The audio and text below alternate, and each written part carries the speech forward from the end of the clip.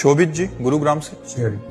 शेरविंश महाराज जी, हम ये कैसे पहचाने कि हम जो भी पूजा पाठ और भक्ति करते हैं क्या वो वास्तविक में भगवत प्राप्ति के लिए है या केवल अपनी व्यक्त और अव्यक्त संसारिक मनोकामनाओं की पूर्ति के लिए है? कोई बात नहीं है। अगर मनोकामना की पूर्ति के लिए है तो भी भगवान ने भक्त ही कहा है।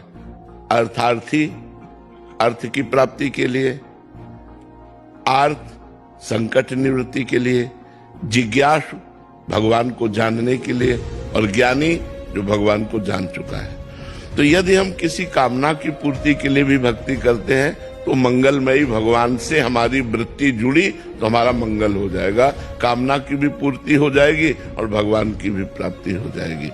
अगर हमारे अंदर ये जानकारी करनी है कि मैं निष्काम हूं या सकाम, तो पता तब चलेगा जब हमारे अंदर वृत्ति अंतर्मुख होगी, तभी हम जांच पाएंगे कि हमारे अंतःकरण की वृत्ति निष्काम है या सकाम, हमारी भक्ति भगवत प्रीत्यर्थ है या कामनाओं की पूर्ति के लिए।